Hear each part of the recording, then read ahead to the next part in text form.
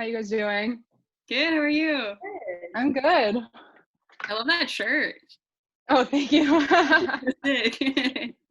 I've had like 4 Zoom meetings or something, and this is like the shirt I wear for every Zoom meeting. It's gotta keep it consistent. Yeah. So at least no pressure. What's on it? They're like Mexican tarot cards. So I'm from Mexico actually. Oh, and really? that's gonna be my first tattoo once I have a job and money again. Oh, I understand. Yeah, that's so dope. I mean, I'm Hispanic, but like very, like I'm from LA, but my dad's Hispanic, and That's awesome. That's Yeah. a dope, even cooler shirt. It gets cooler as it goes on. Thanks. Yeah. I'm Jaxi, by the way. I'm not DSC related, but I am a friend of Miles and I do stuff too. So that's why I'm here. Awesome. I'm Sammy. I graduated a year ago, and Jaxi asked me to help out with this a little bit. Hey. So. Yeah, and you worked a little bit on Fargo, right? Yeah, I did. Yeah. Cool. That's awesome. Yeah, I was That's dope. on it. Yeah, so we can talk about that. You know a little bit too. There's Miles. He's eating steak and eggs.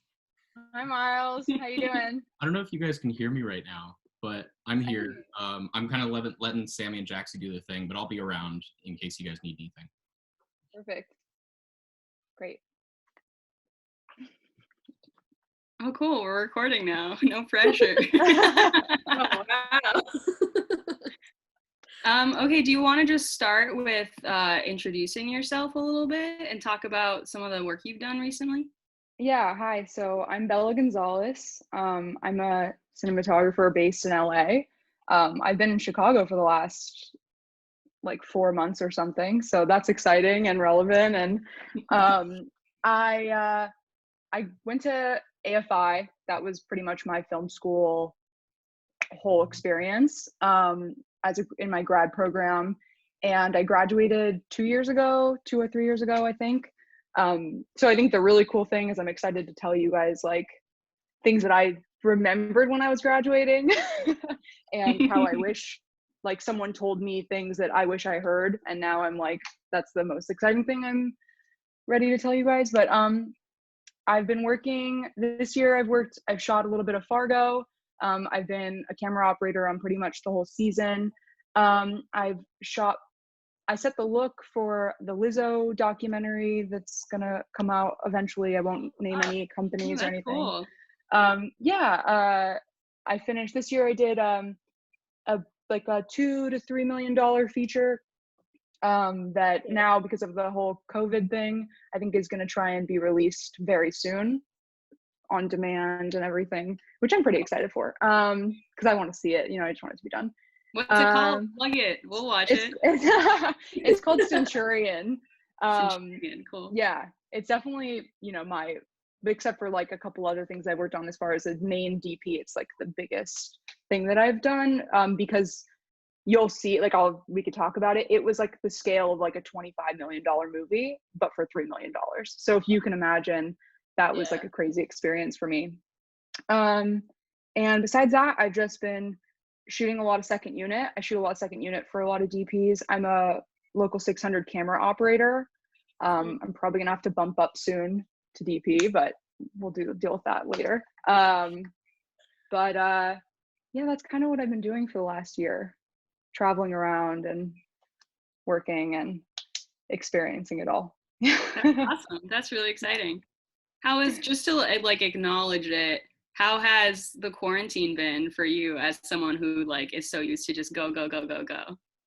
Yeah, at first it was nice. Like, I'm not gonna lie, like I came home from Chicago and my boyfriend's an electrician. He's 728, LA electrician, but also my gaffer for like all my big products, which is like amazing. I feel blessed. And so to have time with him was like cool, and I enjoyed being home because like, it's like being on set is like being on set all day. And then it's kind of getting to the point where I'm like getting a little antsy, but I'm like really taking this time to really truly like figure out who I am on an individual level as like a person and a DP. And I think I'm like going to be really honest with you. I haven't been watching a lot of movies. I've been watching a lot of TV, and I've been looking at a lot of photos, but I've really been trying to like focus on like what makes me different as a DP than from other people. Like, what is my POV and how do I want to share that? And like, you know, because we don't really get this time. We don't get time to like not do anything and really just sit. And I haven't had that time in years. It's like a once in a lifetime kind of situation. Yeah. Very, very rare. Yeah. Is there like a place where you feel like you're kind of like settling in, where you're like, this is like kind of the path I want to go down as a DP after all the reflection that you've been having? Yeah, I mean, here's my thing. So like, since I went to school, I pretty much like, the one thing I really think that I have going for me that I'm very strong about is I know myself as a DP. And I know that I've always wanted to shoot episodic television, mainly like mini series, because I think that it's so like my entryway into filmmaking is story, you know, and I feel like every cinematographer is just gonna, even not everyone, but story is the biggest thing, right? And so I love TV because like you're telling a story, someone's character arc in like 10 episodes, even 4 episodes, 10 episodes, and you have so much time to explore that and also like visually play with how to show what a character's feeling through an emotional roller coaster. Like that is amazing, you know? So I always knew I wanted to do that. And that's why like working on Fargo has been the craziest experience for me, because that's like, for me, the penultimate like TV show to work on. And just for story, it's so smart and brave and cool and quirky. And when I went to school, like that was really not a cool thing. I got made fun of a lot for wanting to shoot TV. You know, AFI is really narrative.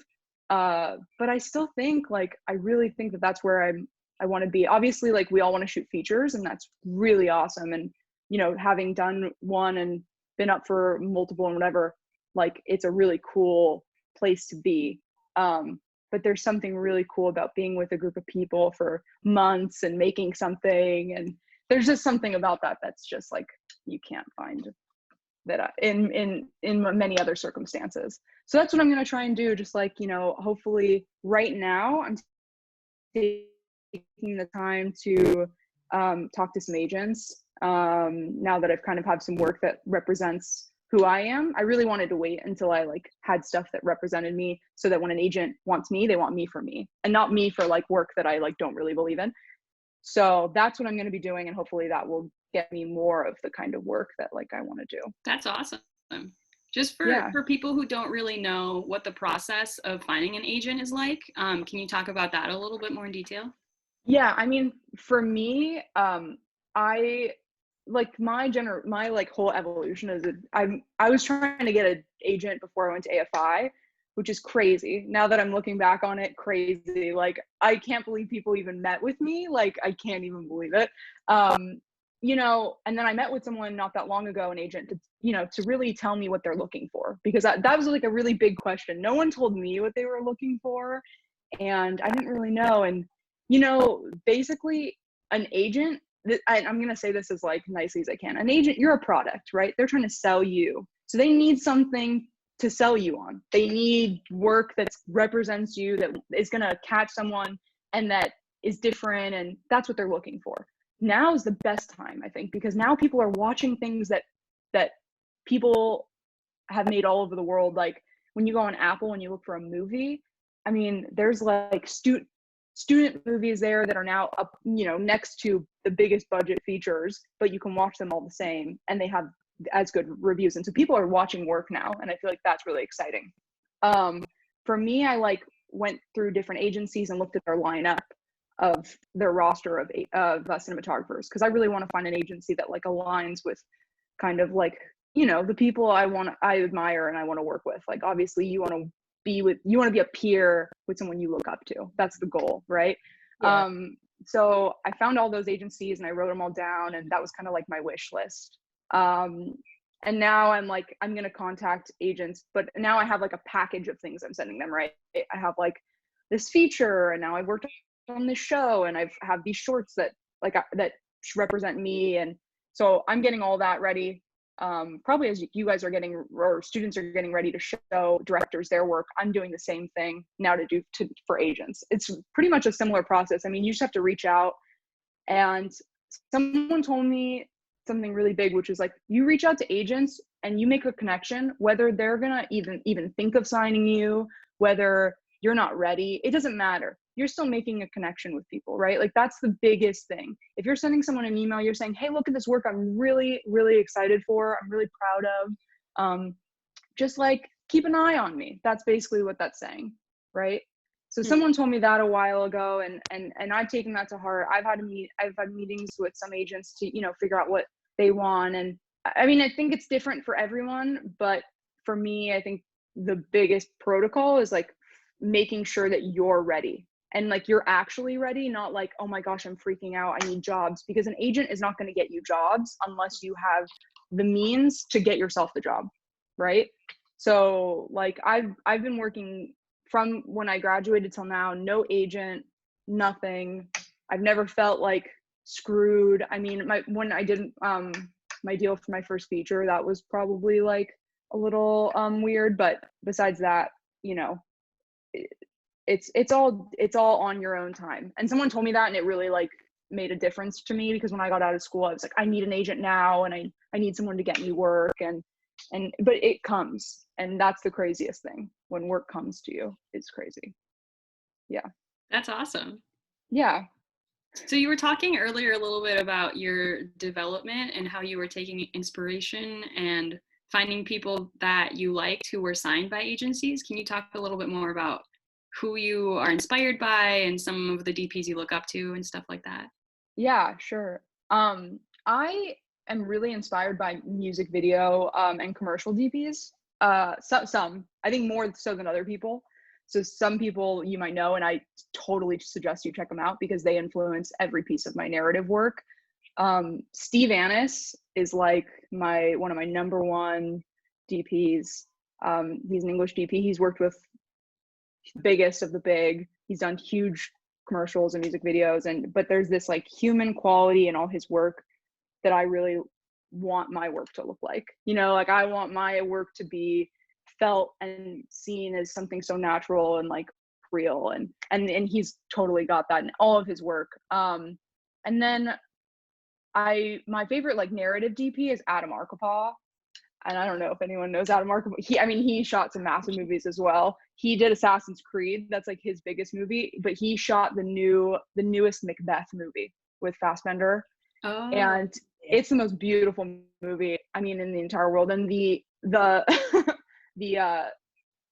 connection between his imagery and the stylistic way that they did the movie, I mean, I think it's just brilliant. I think he's amazing for the budget it was. And so he's like my big narrative stylistic kind of influence, because he has a really great way of taking stylism and making it so that you feel it like it's real, but the impact's like more intense because it's obviously out of this world. You know what I mean? And I love that. I'm like two sides of the spectrum. Like I love like really fantastical kind of thinking of things, and I love like the really gritty natural look of things, and there's kind of no in between. So that's like something I deal with.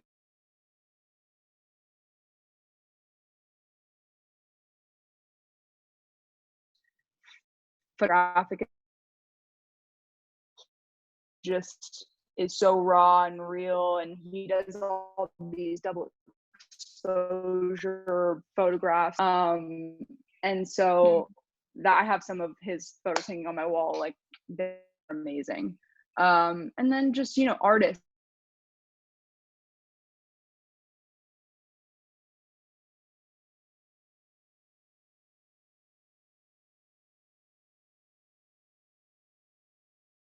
And I just had my AirPods and I walked around, and I've been to a lot of museums, and that was the best museum I've ever been to.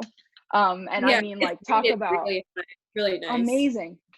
So much inspiration. I mean, like, you guys have that right there. You know what I mean? I mean, it's so great. And so like, you know, I pick up from little things. Like I love Salvador Dali because I love his colors. So like things like that. Like I love little things like that.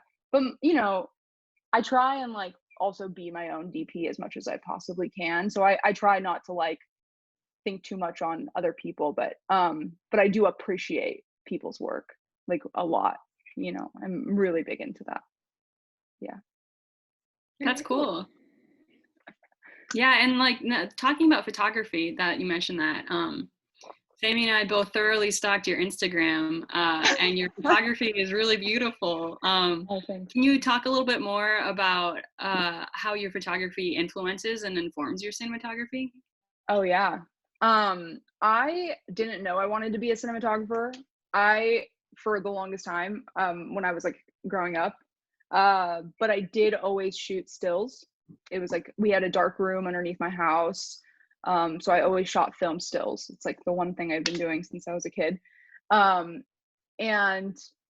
it's like always kind of informed how I look at the world.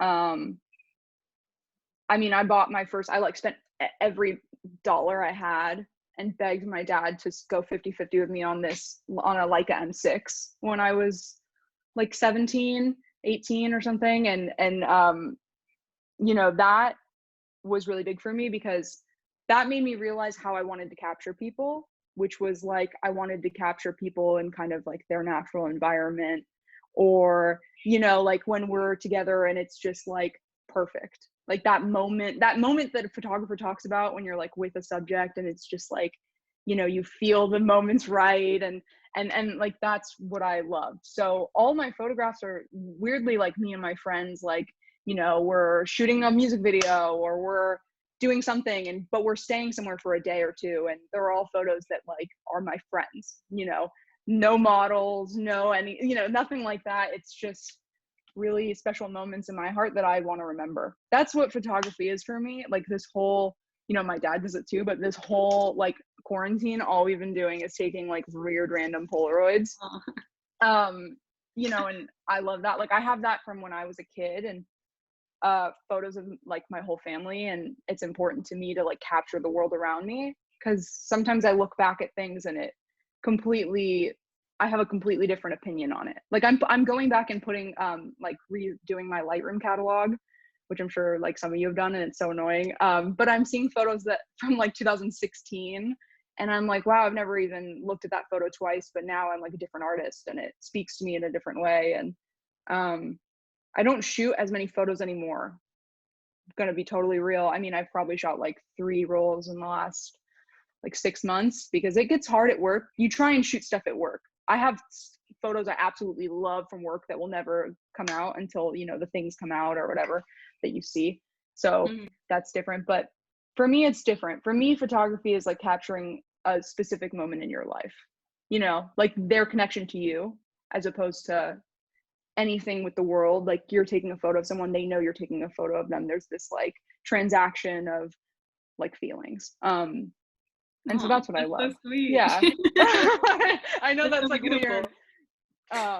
I wanted to make like a whole book about it. Like if I wasn't you know, a DP, I would have like 100% been a photographer. And that's, you know, it's all the same thing, right? You just want to like tell people stories. That's all you want to do. So it's all the same, but yeah. That's it sweet. seems like that was like your stepping stone into like, was that what made you think about going to AFI? Was like your love of photography? Okay. Yeah, definitely. I mean, like when I found, basically I made a list of like shit I wanted, school. I want things I wanted to do when I like grow up, you know, and it was like, I want to travel and I want to make lots of money and I want to like be my own boss. And I, you know, all this list of things that people make. And I was like, oh my gosh, I'm such an idiot. Like, you know, like how did I not realize that this is what I wanted to do? All my friends are in film. Every single friend I have is like my best friend's a colorist at a company, 3 company, and like, you know, like all my friends are in the industry. So I was just like, how is this so like not coming to me? But yeah, it was the essential thing. And then the switchover is really hard, right? Like you could be the best photographer, but you could be the worst cinematographer. And that's what happened for like a really long time. All my work was really not good. but like everyone's, right? Mm-hmm. But photography definitely helped me as an operator. That's where it helped me. Like it made the transition into operating so smooth, right? Because that's your job. It's you're thinking about composition, but also you're thinking about things in depth and like, you know, focal length is in what an audience member would, how they would see that situation, and those kinds of things, where that's like all you're thinking about as a photographer. So I feel like that's where I get to flex that muscle in the real life more than actually photography, which is weird. But and you know, as an operator too, you get that, you have that relationship with the actor, very similar to like a photo. You're in close proximity, you talk to them more than anyone else. So that's what I love, and it all kind of comes together. It's all, you know, but That's sweet. I also saw that you've done a little bit of lighting from your IMDb page. Can you talk a little bit about coming up as a cinematographer through the camera department versus the G&E department? Yeah, sure. I mean, I've done some G&E for sure. When you go to AFI, they make you do everything. It's like, it's a crazy program. I mean, it's different now from when I went, but it's a crazy program. I mean, it's intense, and you learn every department inside and out. And but I came from the camera department. Like when I was like 17, I did my first full length feature as like someone in the camera department. I don't know what I was technically. I was a utility, was what I really was now looking back. And that was my first job. And I was like crying at home, like, cause it was so hot, it was so brutal. Yeah, I mean, the difference I think is when you're coming from lighting, which was big for me, like because I came from the camera department, I didn't know a lot about lighting. When I was shooting things before I went to AFI, it was very much like I was taking bulbs and putting them in places where it like looked good to my eye, but you know, there was really no theory behind it.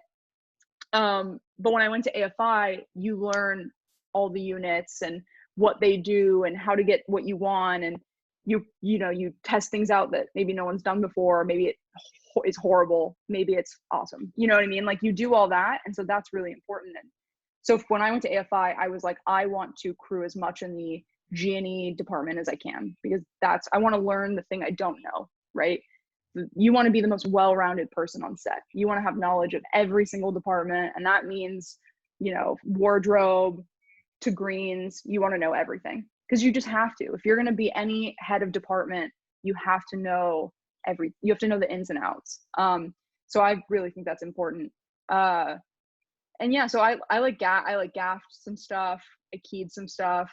I think it's great because you're working for your fellow DPs. You're learning about how they control light, how they like to control light. You're also thinking about how you would do it, right? Not in like a cocky, like I would do it this way, but to help this person, maybe this is a good suggestion that I can come to them with and see if they are interested. You know what I mean? So you're flexing that muscle. And also it's just like I just think that every job on set is just, you know, so important. The people I look up to most on set are the key crew members, and that's how it's always been. You know, like I sit with our gaffer on Fargo, Moish, when I'm not working 100% of the time. Yeah, so you know, like it's important. As far as like why I went into the camera department, when I went out of school, and everyone tells you, you know, you have a few years or however, like AFI straight up told us, they were like, 5 of you will work and it won't be for like 3 years. And that's the scariest thing someone can tell you. And so when I left, my number one goal was like, I need to get into the union. That was my thing I had to do. And I wanted to get in as a camera operator because I think the job is so incredibly important. And I've been like so honored to learn under Mitch Dubin. And for those of you who don't know Mitch Dubin, I would go look up his IMDb. It's the most insane IMDb you'll ever see. He's Steven Spielberg's operator. He is probably the top operator in the world. And I feel so blessed that I get to learn underneath him as a BCam operator to him. And and he really showed me when I worked with him on Legion the importance of a camera operator and the importance of DPs not operating for themselves. And it really made a big change in my life. And that's why now I'm in the union as a camera operator. But I work both jobs. You know, I shoot just as much as I work as a camera operator, and I love them both so much. That's great. Yeah. That's something that I feel is a really big thing at DePaul, is that a lot of DPs say that they only operate for themselves. Can you talk a little bit more about like the benefits of not operating for yourself? Because I feel like that's something that a lot of people massive. Massive. I mean, when I went to AFI, like they tell you they basically say you can have someone crew for you and operate. They say you should, right? Because if you've never had the chance to have an operator, it's a big deal. It's a big difference. You're focusing on your lighting. Your work's only going to get better. Now, what that means though, is you have to have the tools to communicate with someone. That's the biggest thing. You need to learn those tools. That's on you. So if you're having a problem, like if you work with a DP and they say that working with an operator just makes the job harder, that's actually on them, because that just means that you just don't know how to communicate properly. And to be honest, when you get on bigger jobs, you will not operate. Like I have not operated anything I've shot in the past couple years. That's a choice, but also it wouldn't have been possible, right? If you have 3 cameras, if you have a 4-camera job, it's impossible. You have to focus on the lighting. But also like that position is a position for a reason, right? Like that is why the legends that there are have all had camera operators, and they've all been legends for a reason. They've had a team behind them, and that's the most important thing. When I went to school, no one taught me how to be we had a camera operating class, but I didn't really know what that meant. I didn't know what that meant because a director talks to the operator probably more than they talk to the DP. And as crazy as that is, like that's the truth. And they're your boss just as much as the DP is. And there's a lot of nuances to it. And it takes a little bit of like someone training you. And that's the kind of crazy thing about it is like, I wish I would have known everything I know now, because then when I was at school, I would have been practicing the right protocol, right? Like when you do short films, I'm sure that you, as the DP, you are the one talking to the operator and like, you know, and you're making all the decisions really. That's how it was when I was at school.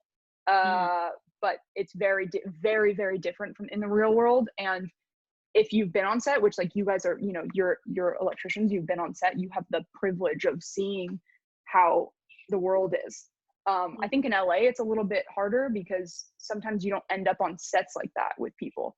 Like, you know, sometimes I'll show up on a set as a day playing camera operator. I'll be not only the only woman, which is normal, but I'll be like the youngest by like 40 years.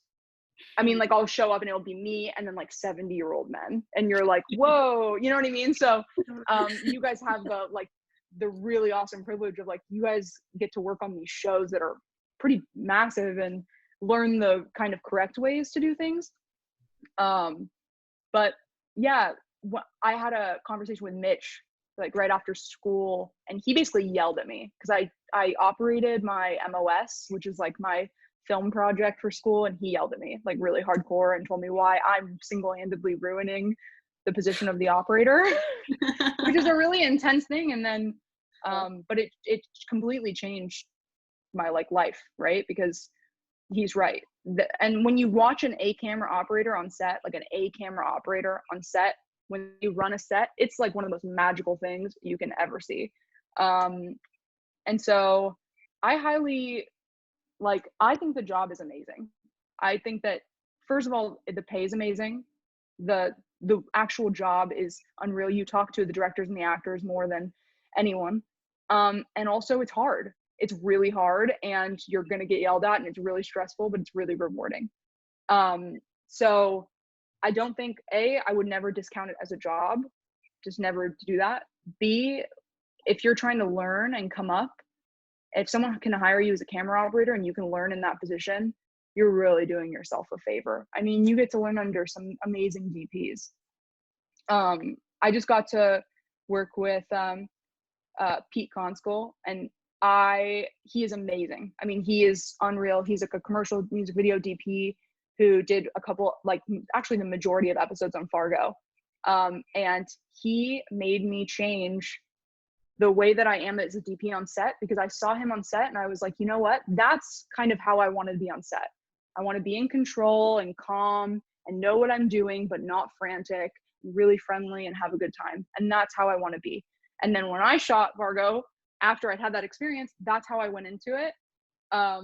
And luckily I had some amazing people. I mean, like my best friend on the set is Tasha, who some of you guys know, and Tasha was gaffing for me. And so it was me and her just kind of running around, and it was so fun. And we kept it really light. And, but I learned that from a DP I work with, right? But you don't know any of that. You don't know how you want to be as a DP until you watch other people as a DP and realize what you like and look up to and what you don't like and how you don't want to be perceived, you know? But it's all about experience. It really is all about just like doing as many things as you can do with the people, with random people. I mean, and meeting people. That's all this is about, right? Like you just want to meet people in the industry and be as nice and friendly as you can be. That's sweet. Not a lot of people have that mindset, so it's really good to hear you say that. That's the thing that will get you hired. Talent is secondary.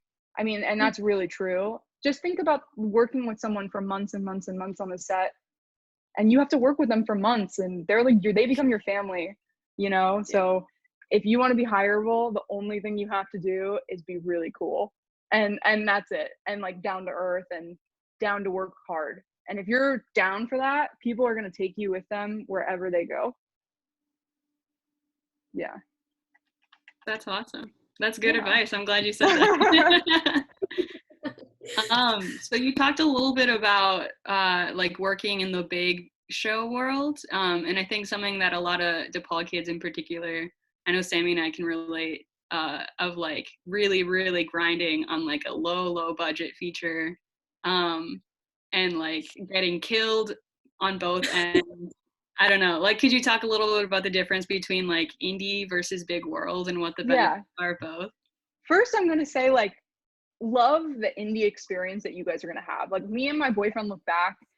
I met him right around the time I graduated AFI. So we did like all those short films together where you're like looking at each other like, oh my God, this script is so bad. Like, how are we going to power through, you know, like but it was really some of my best work, because like you really get to take chances and work with your team. And I mean, like when you're sitting on the floor eating like out of boxes, like with your team at like 3 a.m. at Ventura Beach, and there's like a massive fire, like you're really bonding with people. So that's like a nice, so just, I would just be fond of those because I'm really fond of those memories that I have. And sometimes I miss them.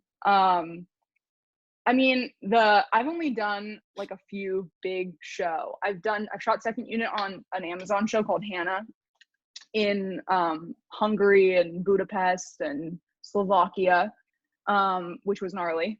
And then I've worked on Legion a bit. I've worked on Fargo.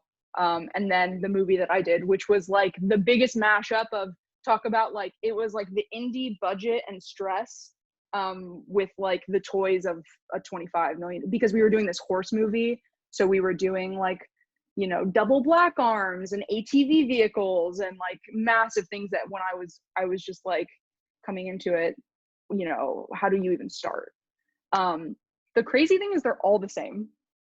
Like doing Fargo is like shooting something else, and it's all really crazy. Like I was really scared to do like these big things or anything. Like I get scared anything I do, you know, the day before or whatever. But then the minute you step on set, it all comes back to you, and it all is really, you know, like natural. When you know how you like to light. That's it. I would just have a process of lighting. Once you have a process of lighting, then you're never going to like be tripped up. I mean, you will, but you have people there for you. You have the Tashas and the Moishas, you know, and the Art Bartels. You have those people of the world to help you. So that's like what that's, I mean, as far as like the grind, because the grind is real, right? You're going to do like it'll be weird. You'll get like big jobs and then you'll go back to like the next job will be like this really shitty job, but to be honest, like the early jobs I did have gotten me the biggest jobs now. So like I did, I've done music video. One example is I did a music video right before I went to AFI. Loved the director, went to AFI. He was like texting me the whole time being like, when are you done? Right. As soon as I finished, basically a couple months later, he called me. He's like, we're going to Argentina to shoot this movie. And he hadn't shot anything in between. He had like weirdly waited for me or something. And then we went to Argentina, shot this movie, came back. He sold it. It's now going to be a feature. I mean, who knows when that's going to happen. And now I'm going to do this feature with him. So it's like, really crazy. Like, same thing. Like I did a job for someone recently who hit me up. I did it for basically free. I made sure I paid they were paying the crew members, but like they were only paying them like $150 or $200. And this is like now, right? And so I was just like, I'll divide my rate and give it to my crew members because I really liked the director. The job was great. I mean, no, never give your money away. That's not the point of this. Don't give your money away. But the point is I did that, loved the director. We had a great relationship. Again, she's writing a feature. She hit me. So it's like, oh, that's all it is, right? You just, if you're cool and like you have to understand that like money's cool, but also what's more important is what's on the screen for you, right? So yeah, like you have to eat, but also like, is that extra $100 that's going to get you a hazer? Is that really going to make a huge difference? And you have to say like, yeah, that is going to make a huge difference. Or like, do I bring this gaffer on that I really love and like, they're going to, really help me and, like those kind of decisions. But I've definitely made those decisions. I would keep your money, but think about it in a way where like making money isn't the most important thing. It's the product that you get out of it, like especially with all the like the lower budget stuff, because you'll find that like you'll do a great job. That's the most annoying thing. You'll do something and it'll be absolutely fantastic, but the movie's so horrible. And then you like, never, you don't want anyone to see it. But you learn, right? That's the whole point. I have so much stuff that like is fine. I mean, we'll see it someday, I guess. But it's a learning experience and a meeting experience. You just have to meet people. And again, being so cool, that's like the most important thing. Because your success relies on people hiring you, right? I don't think you can be a dick in this industry anymore. I don't think that exists. I don't think that's gonna fly. So yeah, I don't think so. I mean, you just see it on set. People that are dicks, they are just fired now. I mean, it just happens. So they don't get rehired. And they don't get rehired. Yeah. So just be really, really cool. They're just gone. Yeah. Who knows? And then you show up on one show and they're all there and you're like, it's like, oh fuck. It happens. You're like, yeah.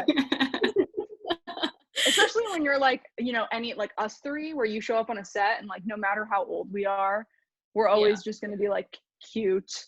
And it's not like, it's always gonna be a thing. So but it's fun. I love it.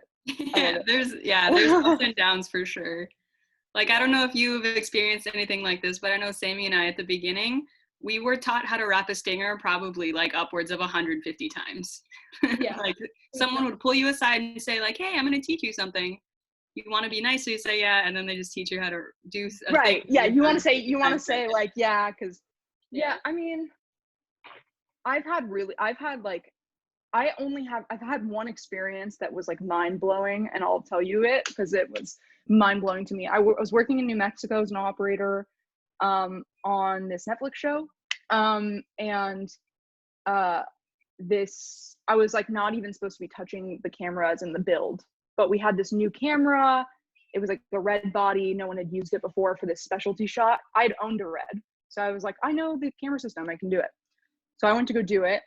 It was like a mad rush, DP's yelling, director's yelling, trying to fix it. Me and a female camera assistant. The camera first AC says in front of a room of people, this is why you don't let a woman do a man's job.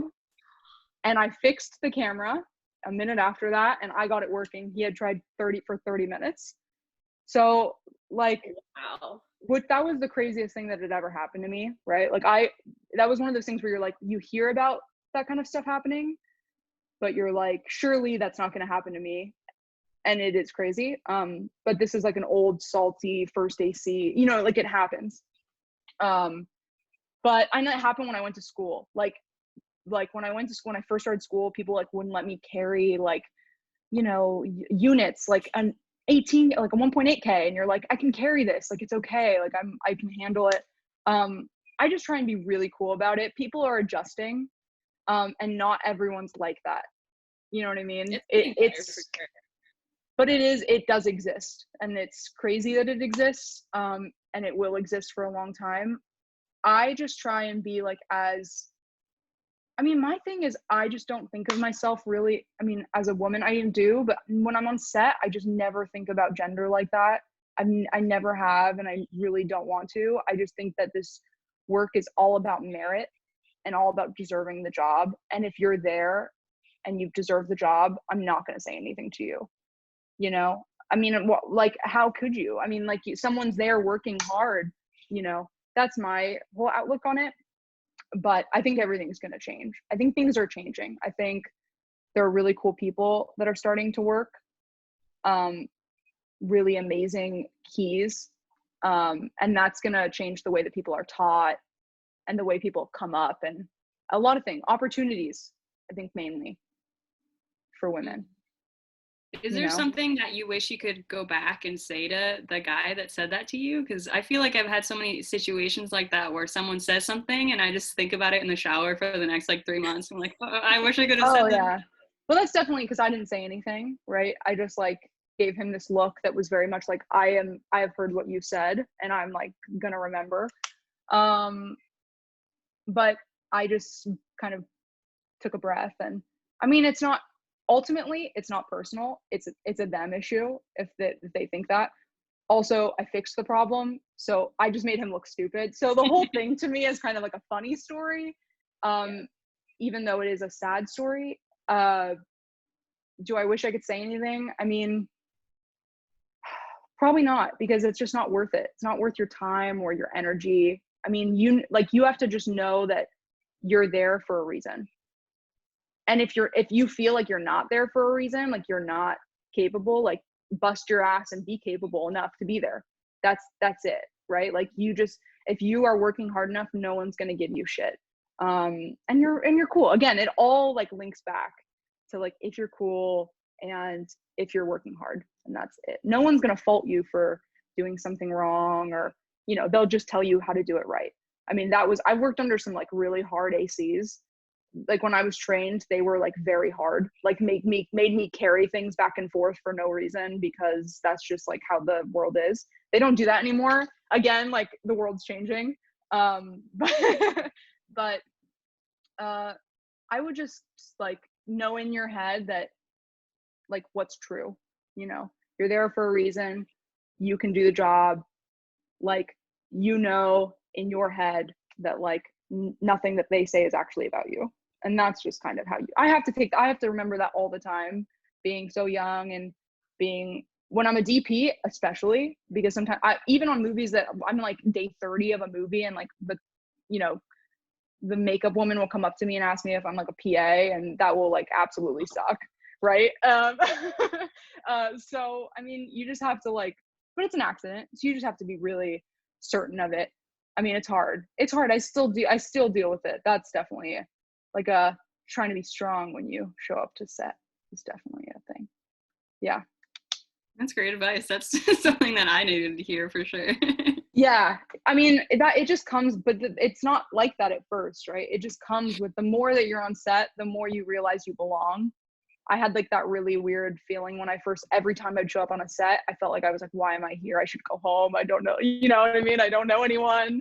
That really happens. Like, especially when you day play and you don't know anyone and you don't know who you're working for. And, you know, it's scary. But it's fun. I love it. Cause at the end of the day, you've made like 20 new friends. Like, you're probably going to go get a drink with them, you know, and you're going to be asked back, and then you're going to do it again. So that's, you know, that's the fun part. That's sweet. So as someone who's worked in Chicago and LA, Can you talk a little bit about the difference between the film scene in Chicago and the film scene in LA? I think it's really different. It's incredibly different. First of all, let me say that like some of my favorite crew members I've ever met have been in Chicago. Because of the camera that I was like, I was B camera, but sometimes I was like C or D. It just happened when the body. So I'd get different camera assistants. Probably like every month I would get a new AC or something. And I got to work with like a lot of local Chicago ACs. I got to work with like a lot, like I just became friends with so many people in Chicago that it like felt really special. And now the really cool thing is I get to I'm queuing up to do like my next movie, which after this COVID situation will be shot in Chicago as well. So I'm really excited like to work there as a DP and like, you know, go back and go and see some of the people that I've met there. I mean, the biggest difference for me is the age of people on set, which I think is the coolest thing because like I said to you, like that didn't happen to me when I showed up to Fargo. That like sense of being lost and that you didn't fit in, that never happened to me. I showed up, there were people of all ages, all experience levels, except then you had this like key five, you know, the five fathers of, it's like Art Bartel and Moish and, you know, Dana and like, like all these like the fathers of like cinematography, right? So, but then you also had like people that had just come out of school, and that doesn't really happen in LA. Like in LA, like I said to you, like you'll show up on a show and it will be like, you'll be by far the youngest person there. And all those people have been working for 40 years, you know, and they've been in this industry. They do the same thing every day. They come in, you know, come out, that's their life. And I just think that it's so cool because you have so much opportunity in Chicago. Like my main example is like Tasha. Like look at Tasha. Tasha, for like all of you that don't know, she gaffs probably half the show because we do so much simultaneous units that she does so much work as a gaffer and she kills it. I mean, like if you watch the show, you could never really pick out like what is what gaffer DP combo. But like that is amazing. Like the fact that me and Tasha were DP gaffer for Fargo would never, like it's unreal. Like how young and, you know, and so like that for me is the special thing about Chicago, where like if they did Fargo in LA, I wouldn't be working on Fargo probably. And, you know, a couple other people probably wouldn't. It'd be probably like more senior experienced people because that's the pool in LA versus the pool in Chicago. So I think that there's something really, really cool about getting to leave work and then go work on those sets. Like you get experience that people in LA just won't get as fast as you guys do. And also like, I just think some of the locations over there are amazing. And, you know, I really just think it's an amazing place. And I think that the industry is only going to get bigger when this all, you know, dies down. And quite frankly, it's been like my favorite place to film, besides like, you know, there's been places where I've gone that are just like in Argentina or like, you know what I mean? But it's been unreal. And the people are amazing. And that's like the biggest thing. I think that there's less like saltiness. I'm sure there is. I've definitely met some people from Chicago that are salty, but it's not the same. They love what they do. Like the biggest example is like Chris Wittenborn. If anyone's worked with Chris Wittenborn, he's like the ACAM first AC, and he is like, his job is his life. Like he loves his job and he knows how to run a team and he is serious, you know what I mean? And like but also so nice. And so like people like that exist, you know. People in LA like might be a little bit more, not like cutthroat, but they might just not be as nice. But I mean, the difference is there's probably more work here for like DPs, young DPs.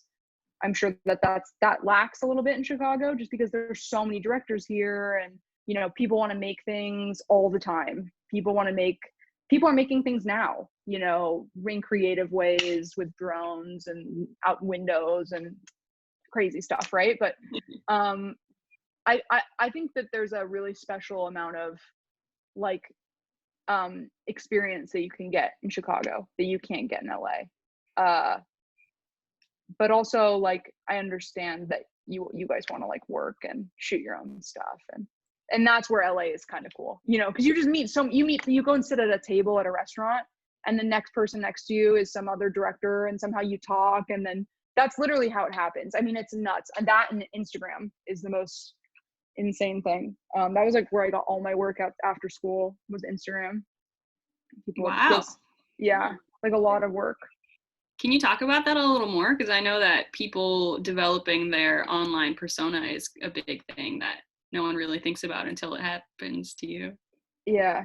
I'm really bad at it, unfortunately. I mean, like I never post. I wish I did.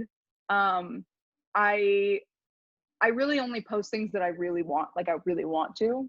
And so I think that that's kind of the difference. I never posted things of myself until very recently, like this year. Now I'm starting to feel like that's important. Like it's important that people know you as an artist, but it's also important that people know you as a person. And that was I never thought that before. I very much thought that like your work should be like your Instagram should only be stills, and it's just, you know, crazy. But yeah, I just think being genuine on your social media is important. And the coolest thing about social media is you can hype people up and they can hype you up. Like that's the coolest thing about Pete Conskoll. I suggest everyone follow him on Instagram. First of all, his Instagram's amazing. But also if he follows you, he comments on like everything you do and like, you know, lifts you up. And that's like a DP that you look up to, like lifting you up. Like that is the coolest thing of all time. So that's kind of why I love it. And obviously I love Instagram because I love photographs. So I love looking at people's photographs. I just think be authentic, post things you're proud of. My personal thing, I don't like to post work that's not out yet, really. I just think it's weird. I mean, like, I would just be smart. Be smart about what you post. Don't post anything that's going to get you in trouble with anyone. Like, post something, you know, like, obviously filter yourself. And, like, just try and make yourself happy. But also, now I'm realizing as I do this whole agent thing, I should probably post more.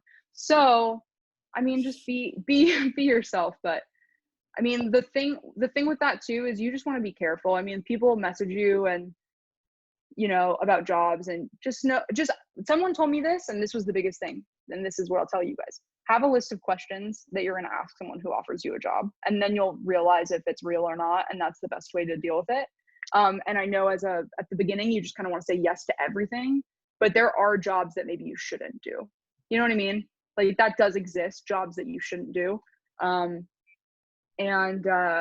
you'll figure that out from talking to people or whatever. But I think it's great. I never message directors. I know people do that, like message directors and say like that they want to work with them or whatever. I don't really do that. I know people that do and have crazy success in it. So it's just about like kind of how you want to be or what you feel like your approach is. But I would just, my thing is use it as a way of like, it's an additional website. Put what you think represents you. Even if your best work doesn't represent you, it's some like high key commercial thing. Yeah, it's cool to put up, but do you want people to hire you based on that? That's like my number one question when I post anything to any site is like, do I want someone to hire me based on this for a similar job? You know what I mean? Mm-hmm. That's important. No, but it's all knowing yourself, knowing your brand, knowing what you want to shoot. And then it all changes. It all evolves, obviously. When I was in film school, I was a completely different DP. I mean, I loved like only soft lighting, which is like you'll figure out soft lighting is like the easiest thing to do, and really hard, like adding hard bits of lighting into your set, that's the game changer, right? And everyone told me that, and I was just like, no, but the soft is so pretty. And now I'm like getting into it where I'm like, okay, you know, and so you develop and you change. But that's what's kind of cool about Instagram, because you can like kind of go through it and like see your change as a artist. Mm-hmm. So cool. That's great. Yeah. We don't have a ton of time. We got kind of off our list. Sammy, do you want to Oh yeah, I was gonna ask about. I saw on some of your website and IMDb that you've directed a few times. Is that something that you see yourself pursuing in the future still? Um, right now, that's like the hardest question. I mean, I didn't. No, I didn't. I had no. I mean, I love being a DP so much. Like, I just love it. I think it's the perfect job for me. Um, so I'm sure in the future I will. And also, like, now with the changing times, I think are going to change, and I do think that, you're going to have to be adaptable. So I think that DPs are going to have to push their boundaries as far as what they were used to, and some DPs are going to have to direct. And all the great the female DPs right now are directing their first features, or I hear stories about their optioning books, or so it's, as a female, I think it's like very in the future, like it's very much something that will happen. I mean, it's already happened. That's what's all those things that I've directed have kind of been things where people have approached me and said, like, we want you to shoot this, but also would you mind just directing it, because we want it to be so much your style and vision. And I love that. Like, I mean, you really approach it at a different way, but at its core, it's all story. So if you're a DP and you're just really working through story as your basis of getting to your work, then you're going to be fine as a director, and it's all going to work. I mean, like, I think I would only really direct like TV or like music videos. I probably wouldn't do I can't write at all. So I probably wouldn't be like a writer director, but I do like things that where the visual is so heavy. Like, I could see myself doing that. I mean, I have done it before, and it's been a really great process. I feel like it, like, what to say to an actor because you know what you want as a DP. More like, it's weird. Like, I feel like sometimes directors, because they don't know exactly maybe how it's going to look, like, you have this vision when you come to set of how something's going to look. So you've been thinking about it, and you've been thinking about maybe playing it through your head, and you kind of know what your idea of what you want is. And I think that that's really awesome. And that's like basically, the job. But I would kind of just suggest that people think about it. I mean, I think that in the future, like, the roles are going to be blurred a little bit. But I think that cinematographers are in a good place, because I think that a cinematographer can direct, but I don't know, can a director really do all that we do technically? You know what I mean? Mm-hmm. So I think we're in a really good spot. And I think that the cool thing about being a DP is you can translate, like, everything that you put visually, you can translate that emotionally. You know what I mean? Like, you can tell your actor, look, this is what I was going for when this is the reason that this is like this space. And when you tell someone that, like, they're gonna really respond to it. And so that was really cool. It was really special. I mean, like, I got to do this basically like TV pilot recently, and it was really cool. But it was all female. It was an LGBTQ plus show, and it was from the female eye, and there was like a lot of reasons that it all made sense. So those kind of projects, like, 100% I would do. But yeah, I'm really happy being a DP. I think that it's like the coolest job in the world. And if I could just do it like forever, I'd be so stoked.